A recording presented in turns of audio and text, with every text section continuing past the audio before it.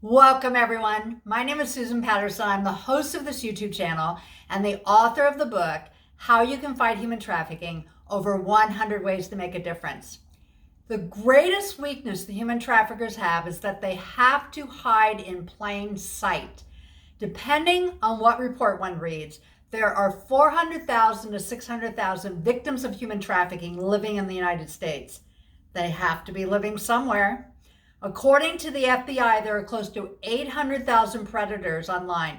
Some of them live with their victims, like the case of Ariel Castro, who kept 3 women who he kidnapped as teens in chains in his basement for over a decade. He socialized with the neighbors and attended neighborhood barbecues while maintaining a home where the windows were always covered and people couldn't enter through the front door. Some neighbors suspected that he was up to no good, but no one acted on their suspicions, so the victims lived in constant terror and agony. The greatest fear the predators and human traffickers have is a mobilized community that knows what to look for, because once that happens, they will be arrested right and left. The problem is that people could be looking straight at signs that human trafficking is happening, but they don't understand what they're looking at, so nothing happens. The purpose of this video is to equip the community to drive the human traffickers out of our neighborhoods. Not only will you learn the signs that one needs to be paying attention to, you will also learn what cities have done to drive the human traffickers out of neighborhoods and malls. In this other video on the power of community engagement part 2, I cover trainings for entities like airline personnel, rideshare drivers, etc. It is important that we do train all rideshare drivers, as the pimps use them to transport their victims to meet up with buyers. In this other training video, How We Win the Fight Against Human Trafficking, we will address working models that schools, hospitals, businesses, etc. are using, including a successful model that cities have used, which has driven out all the illegal massage parlors out of their city. Between this video and the other 2 I just introduced, you will understand what needs to happen to literally drive the traffickers out of our communities. If you click on the icon below this video on the left, it will take you to my channel where you can find many videos that will equip you to take action in the fight against human trafficking. In April of 2021, 90 migrants who the police suspected were being used for labor trafficking were living in a home in a Houston neighborhood with the doors and windows nailed shut. The neighbors couldn't believe it because almost no one who lives in a nice neighborhood believes that human trafficking could be happening next door to them, so they second-guess themselves if they see something suspicious. A 12-year-old in Chicago was visiting a modeling chat room and met a sex trafficker who claimed to be a modeling agent. He told her that she needed to come to Los Angeles for an interview and sent her the plane ticket and ordered the taxi to take her to the airport. He convinced her to sneak out of her house in the middle of the night, and she agreed not to tell her parents because the predator convinced her that her parents would never believe a 12-year-old could become a famous model.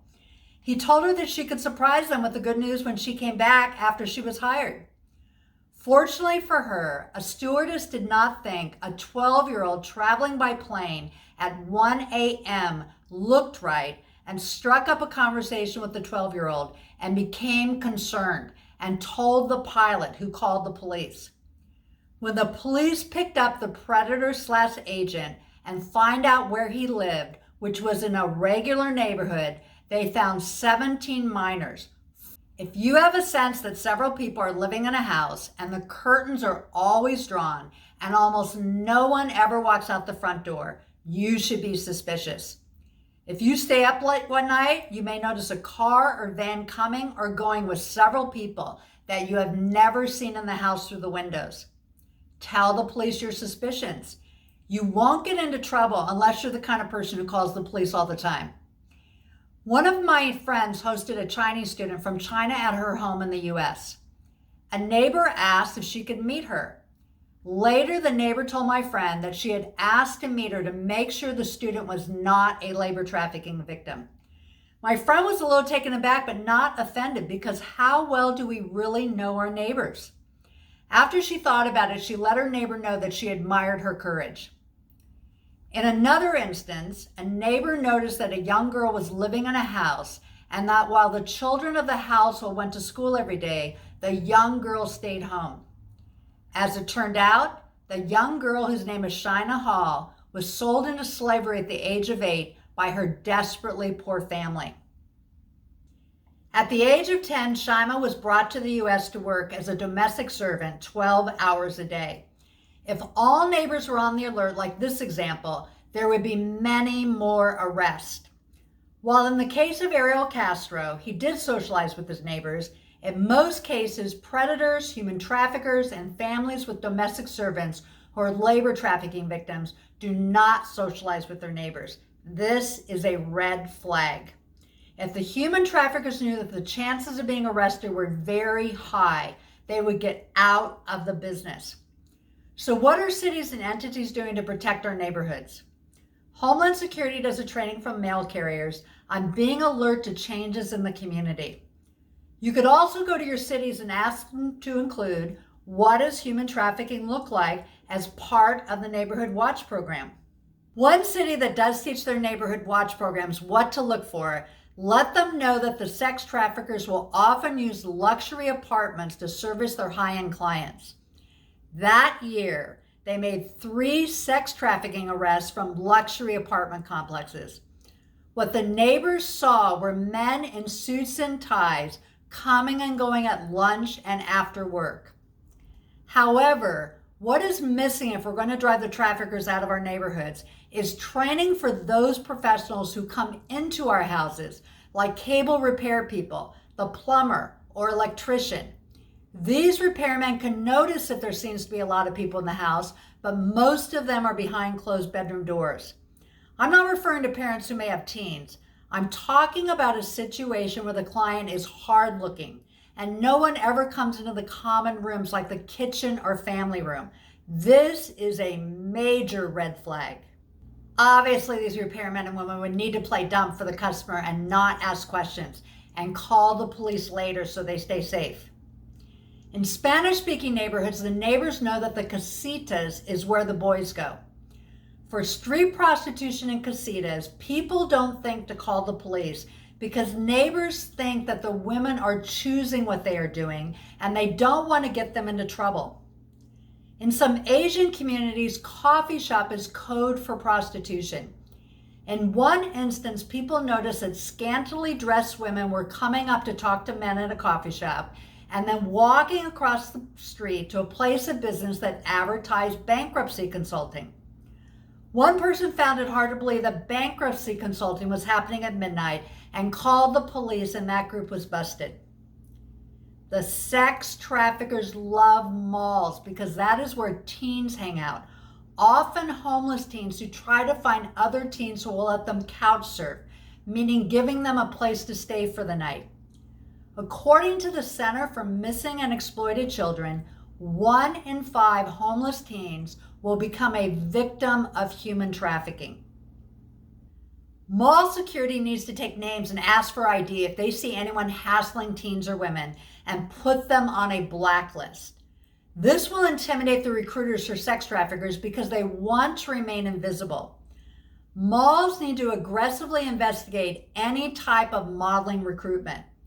While there are legitimate modeling agencies, it's not uncommon for traffickers to have well-dressed women asking women if they would like to be interviewed for a modeling job. In one case that I know of, a victim showed up for an interview and was kidnapped. The woman recruiter talked the victim into getting into her car to take her to the interview. The victim thought that was strange, but women tend to trust other women, and the human traffickers know that, so they often use women. The problem is that it isn't against the law to talk to people. However, private businesses can make policies like the ones restaurants have where they post signs that they have the right to refuse service to anyone. Malls can and should make up their own policies to protect our youth. What about labor trafficking that is happening at businesses? In one case, a group of labor trafficking victims who were working at a retirement home were rescued because a neighbor noticed that no one who worked there ever went home. They were sleeping in a locked room at night, but no one who visited their aging parents knew that. I did a presentation together with a Homeland Security agent, and one woman told us that every time she visits her mother, the same people are working there, no matter what day she comes or what time she comes. So she asked one of the staff why that is. They replied that staff is required to work double shifts. I told her that maybe they were told to say that, and we asked the Homeland Security agent what she should do. He told her that in that case, she should report what she had shared with us to the police. Domestic labor trafficking includes domestic servants, sweatshops, cleaning services, pornography, construction, farming, restaurant workers, elder care facilities, factories, nail salons, forced begging, to name a few. There are more examples in addition to what I covered in this video. The bottom line is that if it doesn't look right, make the call and put this number into your phone. 1-888-3737-888. Please do support our work by subscribing to this channel and liking and sharing this video. Thank you for watching.